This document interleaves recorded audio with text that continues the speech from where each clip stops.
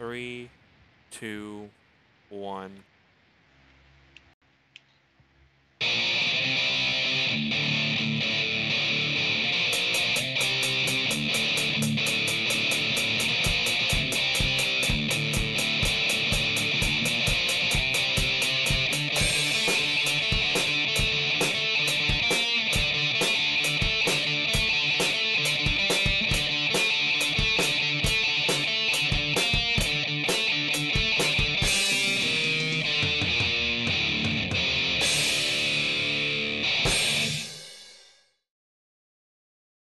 Welcome to the third review of the evening, and it's the first part of a pair. That's a big reason why we're doing 4 reviews this week, because I can't really talk about the game we have featured here, 1982, without including its kind of sister game, Echoes Plus, as well. I mean, for fuck's sake. Yeah, these are both games made with the same tool set, and they both play very similarly. That is to say, like an updated neon-y version of a classic arcade game. And they're both from the same developer, a UK outfit called Binary Zoo. And this was done with the App Games Kit, a software tool set that allows you to make games. And we might be reviewing that as well. So these pair of games are very relevant to our interests right now. Also, I needed something for the crew to do this week, since I had the contributed games this week. So here we are. 1982. We are not reviewing the entire year of 1982. That's just the year that they decided upon. That comes later. Yeah, which is a bit odd because if you're seeing the game footage here, the primary inspiration is clearly Space Invaders. Space Invaders was not a 1982 game. And also the difficulty modes for this game are 1982, 1992, and 1986, I think. The point of order being, there's nothing in this game that really gravitates towards the specific year of 1982. You know, it's a completely arbitrary designation. They were going to go for 1984, but then they realized that it was taken. Possible. Now, anyway, my point is the main inspiration here, Space Invaders, was a 1979 game. By the time of 1982, people were playing like Galaga and stuff. Like Space Invaders was considered to be a bit old hat, at least in terms of the arcade scene. And to hammer home the fact that it's Space Invaders, one of the boss enemies later on in the game, or not boss, but like mini boss enemies, is literally the Space Invader alien. Yeah. Like one. Though it is not the only reference. You got No, it's not. You got Blinky too, or whichever the red ghost is.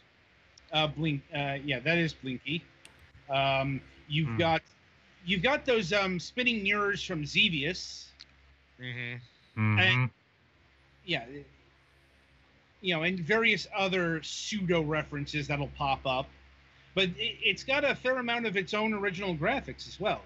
Like, the blue things on screen right now, those don't resemble any particular nostalgic thing. And those ones have a shield that they take 2 hits usually because. Yeah. Also worth detailing is the power-up system, because. There are silver UFOs with different colored lights. Right. And when you blow them up, they drop a power-up. They do shoot at you, but if you blow them up, they drop a power-up. And then with every power-up, there are 2 things you can do with it. One of them is shoot it a bunch in the air, and it'll take an effect, like the red one makes a horizontal line, or the cyan one shoots out bullets in a circle.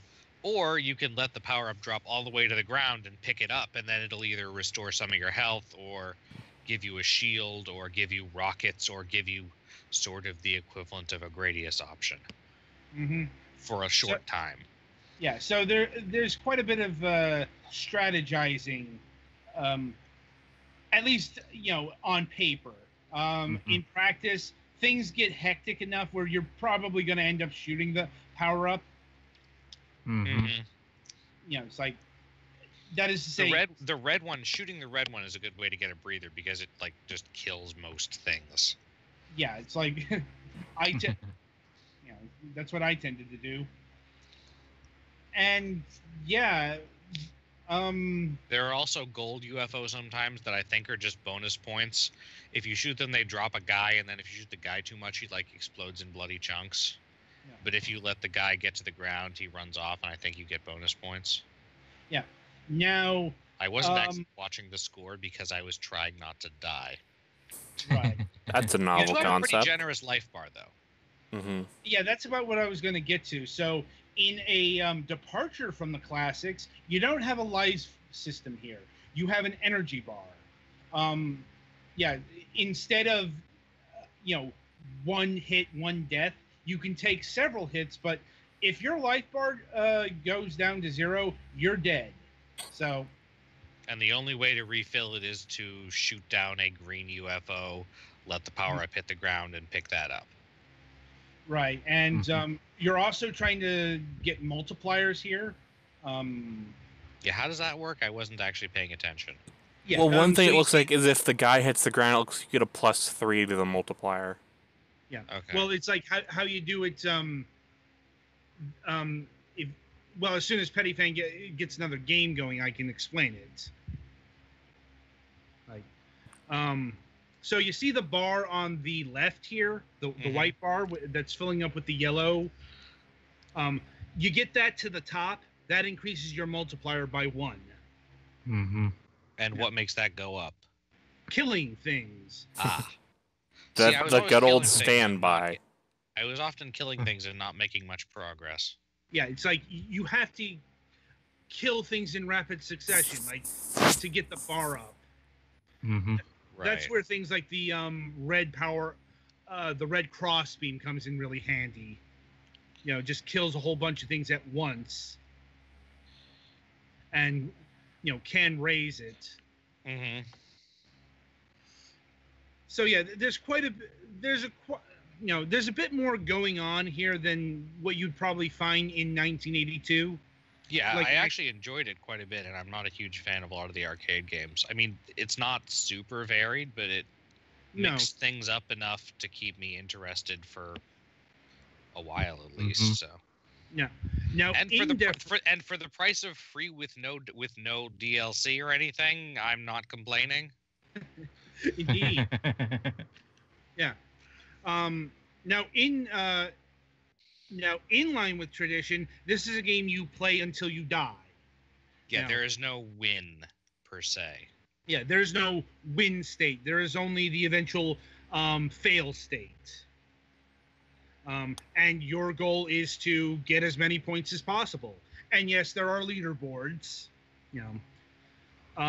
Both local and you can connect to online.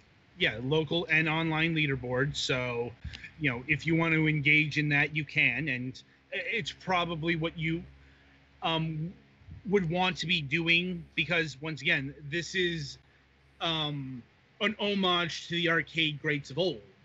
And the leaderboards do differentiate by mode and by difficulty. So, yes. Yeah. This game has variable difficulty levels, and it's got a few modes. It's got actually, it does have an end. Apparently, it's got 50 difficult levels. Or maybe that's just how far it goes in terms of hecticness. If it's anything like the other one, I think you probably just get to the highest level, and then either there's a game over, or so maybe you can win, or it just you play on that difficulty. It seemed more like the levels on Tetris because it's not like you stop.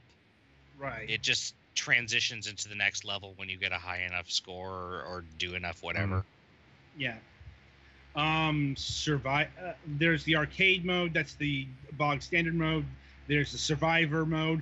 That is the one hit, one kill thing. Only one life. Like. Yeah, that's a how long can you survive for? Yep. And time attack mode is how many points can you score in 3 minutes, unlimited energy, but every hit reduces your score multiplier. Although that's a thing that happens in regular game play as well. So, yeah, it's like there aren't too many. Yeah, there aren't too many modes here. But for the price of free, yeah, it's pretty good.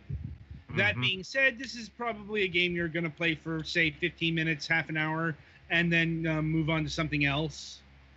Unless you're a really arcade fan. Right. And game and movement is handled by the mouse. Or joystick if you use. It has options for console and keyboard controls too. Both of these games do, but I could not figure out how to activate those. I think you can, in options, you can switch to those. I just plugged in my joystick in it, or my PS4 controller, and it worked perfectly.